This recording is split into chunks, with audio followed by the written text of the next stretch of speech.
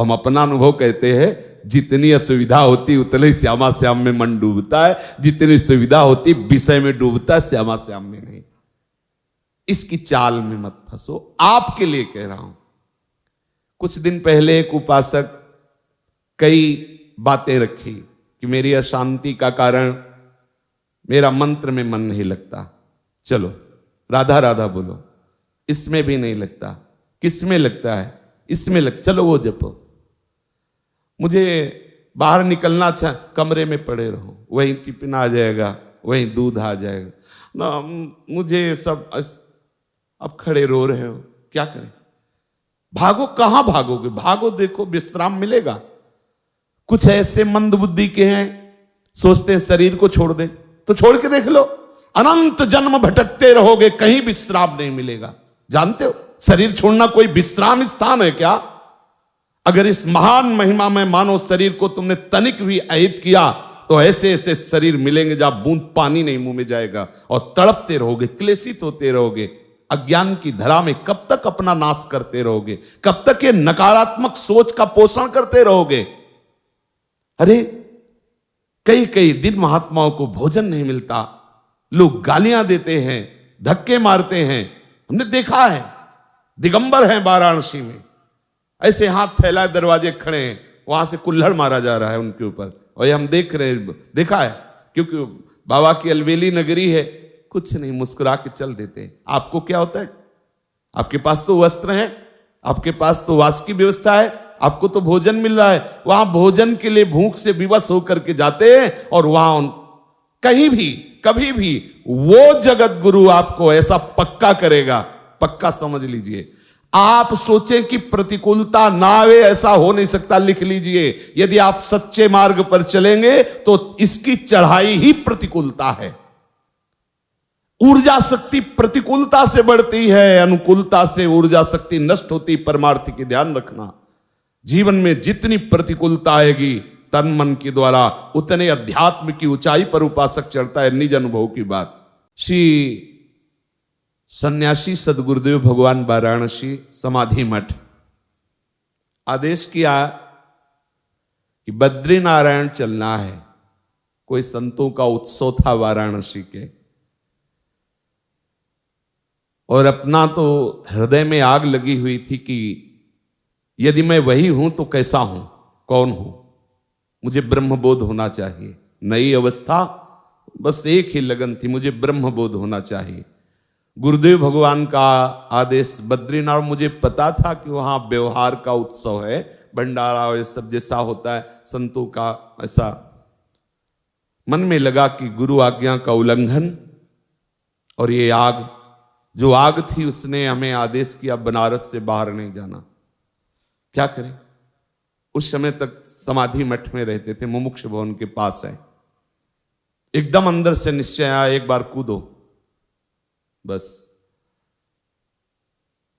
एक दो वस्त्र लिए बाहर निकले तो जो गेट द्वारपाल थे, और उनका इस समय आप कहां जा रहे हैं? तो हमने कहा प्रश्न करने की जरूरत नहीं, सदगुरुदेव भगवान पूछे तो कह देना 80 घाट में है। चले गए, क्योंकि पास कुछ ले रहे थे, चेक करने की जरूरत नहीं।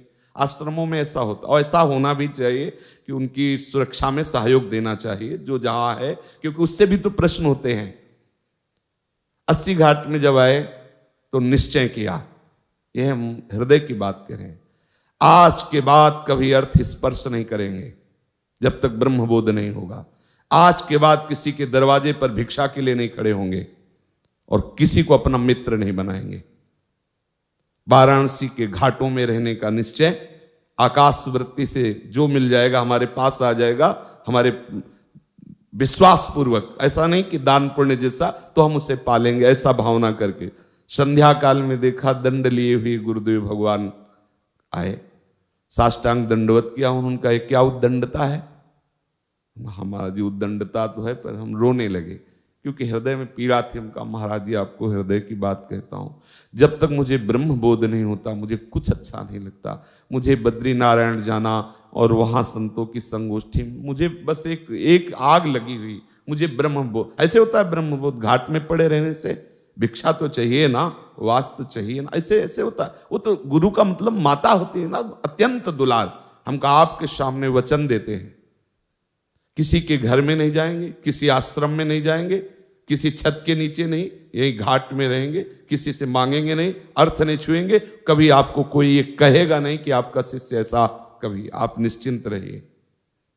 बोले जो मन आवे सो करिए, चले गए। और काफी दिनों के बाद जब उन्हीं घाटों पे मिले तो ऐसे दंड सहित ऐसे हृदय से लगाया, बस ऐसे मौन रहे, कुछ बोले नहीं, बस ऐसे।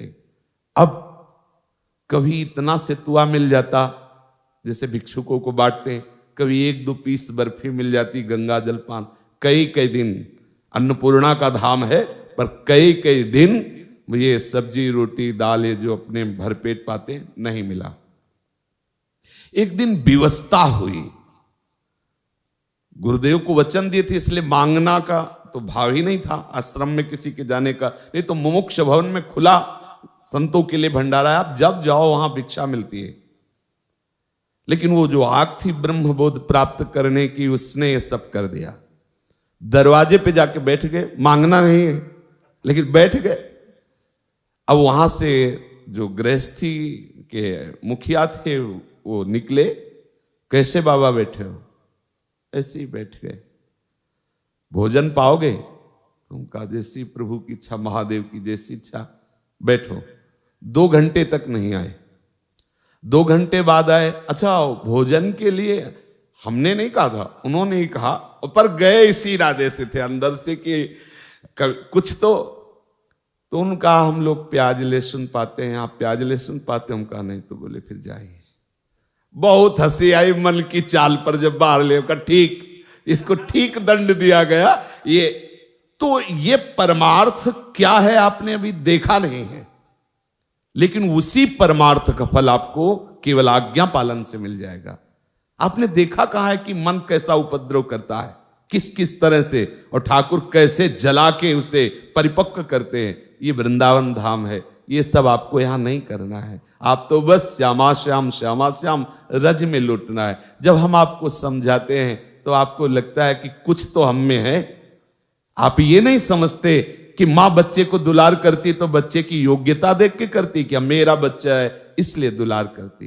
इसलिए सब, चाहे गृहस्थ हो चाहे विरक्त हो, गुरु वचनों के अनुसार चलोगे तो परमार्थ की ऊंचाई पर स्थित हो जाओगे, और मन की चाल पे चलोगे तो भटकना ही है। ये तुम्हें दिखाएगा कि हम यमुना किनारे खूब भजन करेंगे। हम आपको कहते हैं अगर आपने कोई भी उद्दंडता की तो माना कि 4 दिन ये आपसे वो करवाएगा, लेकिन 5वें दिन ऐसी जगह खड़ा करेगा जहां से आपका परमार्थ क्षीण होने लगेगा। विश्वास मानिए, धैर्यपूर्वक गुरु आज्ञा के अंतर्गत चलिए तो ये मन श्यामा श्याम में अनन्य हो जाएगा, जो जन्म जन्मांतरों की साधना से नहीं मिलता, वो कृपा से तुम्हें मिल जाएगा। भगवत रसिक जी कह रहे हैं, कै बच्चा के पेट, बस बच्चा ही तो बनना। बच्चा क्या करता है मैं बताओ? बच्चा शब्द से क्या तात्पर्य है?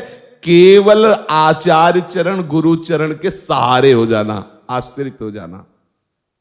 अंदर से सोच लो मुझे कुछ नहीं करना, अब मैं श्यामा श्याम के आश्रित हूं। हे श्यामा श्याम, जैसे अपने प्राय सत्संग में कहते रहते हैं, आप ही हमारे साधन हो और आप ही हमारे साध्य हो। तो हमारे साधन का तात्पर्य क्या है? मैं आपकी शरण में हूं, आपके आश्रित हूं। अब आप जो करवाना चाहो तो देखो वो कर। महापुरुषों ने इसी बात का अनुभव किया है। तब उनसे जब बात करो कि प्रभु भजन निरंतर कैसे होता है, तो कहते प्रभु की कृपा से होता है।